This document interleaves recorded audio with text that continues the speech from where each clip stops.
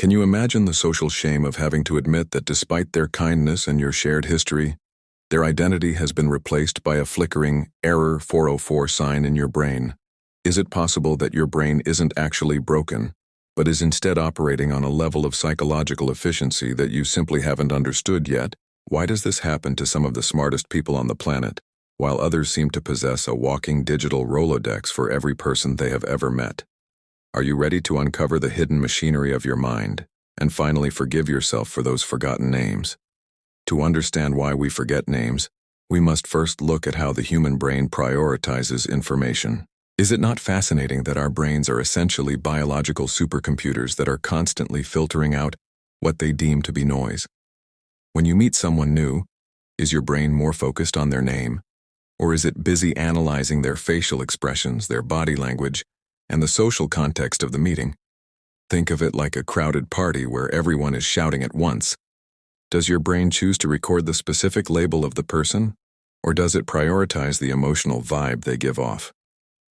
For many of us, the name is simply the least interesting piece of data in the room. The next-in-line effect.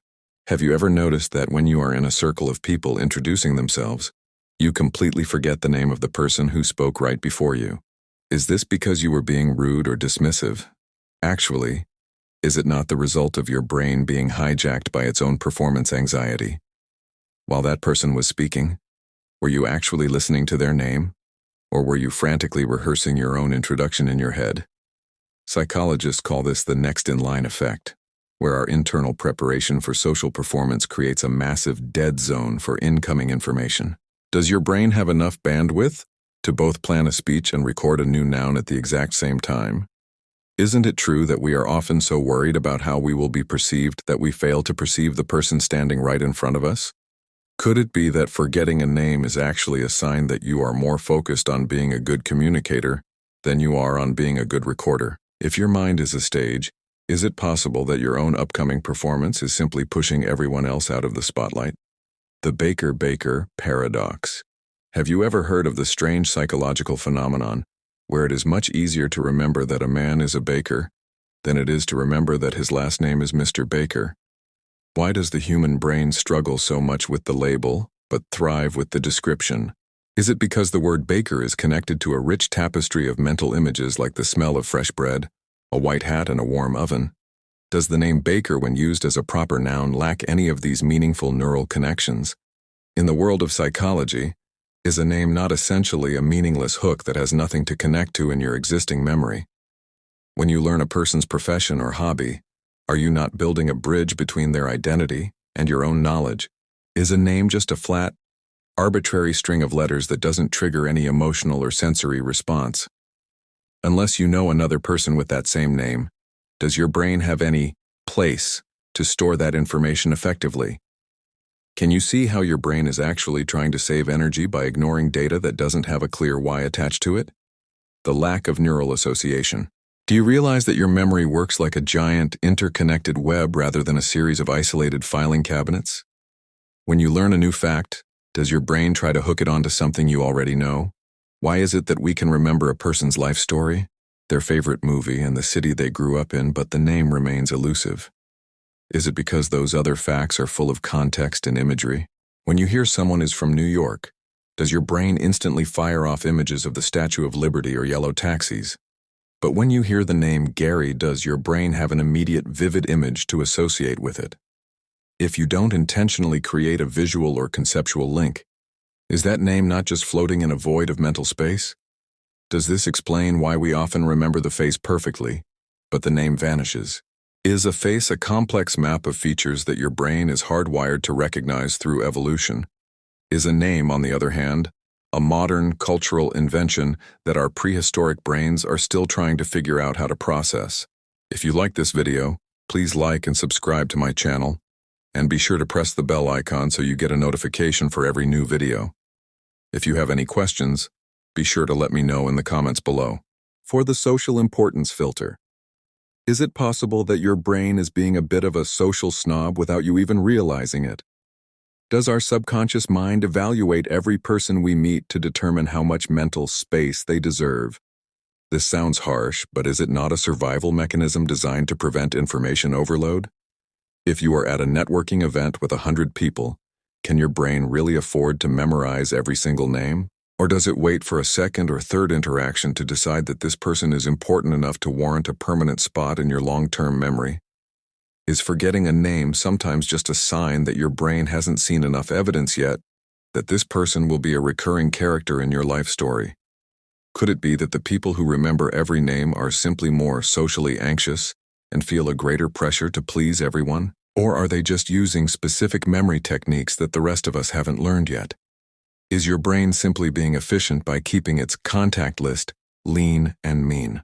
The working memory capacity. Have you ever considered that your working memory is like a tiny workbench with very little space?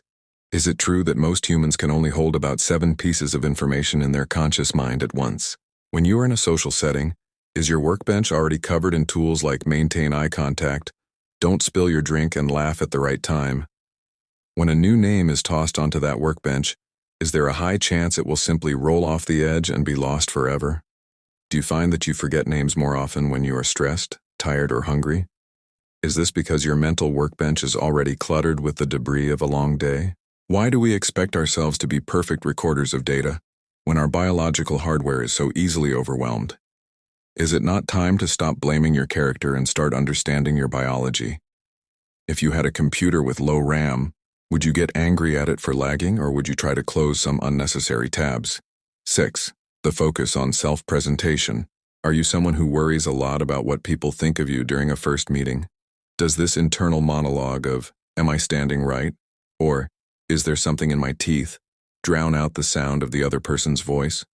When they say, "Hi, I'm Jonathan," are you actually hearing the name, or are you just hearing the sound of them speaking while you focus on your own insecurities? Is it not a scientific fact that we cannot truly multitask when it comes to deep attention? If your attention is directed inward toward your own ego, is there any attention left to direct outward toward the other person? Can we agree that forgetting names is often a symptom of being trapped inside our own heads? How can we expect to remember someone else's identity when we are so preoccupied with managing our own? Does this mean that practicing mindfulness and focusing purely on the other person might be the ultimate cure for name blindness? Could the secret to a better memory actually be a smaller ego? The distinction between recognition and recall. Do you ever find it frustrating that you can recognize a name the moment you hear it again, but you can't recall it on your own? Is there a massive psychological difference between these two mental processes? Is recognition an easy task for the brain because the cue is provided for you? Is recall a much harder task because you have to go into the dark basement of your mind and find the specific file without any help? Why does the brain struggle to build a path to that file? Is it because we only heard the name once, briefly, in a noisy environment? If you want to move a name from recognition to recall, do you need to repeat it out loud? Does saying the name back to the person, "It's nice to meet you, Sarah," create a stronger neural pathway by involving your own vocal cords and hearing your own voice? Are you not giving your brain 3 different ways to remember the same piece of information? Is it not simply a matter of reinforcing the connection before the cement dries? How can we use this psychological knowledge to get better at remembering names in the future? Is it as simple as changing our perspective on why we are meeting people in the first place? If we view every new person as a story to be discovered rather than a label to be memorized, will the name stick more naturally? What if we accepted that forgetting is a normal part of being human and stopped letting the shame of it block our memory even further? Can we learn to be more present, more curious, and more forgiving of our own leaky brains? Is it not true that the most charismatic people are not those who never forget a name, but those who handle the situation with grace and humor when they do? By understanding the psychology behind our forgetfulness, have we not already taken the first step toward a more connected and less awkward social life? Are you ready to stop worrying about the labels and start focusing on the people? Stay tuned for the next video, and we'll see you in the next one. Until then, take care.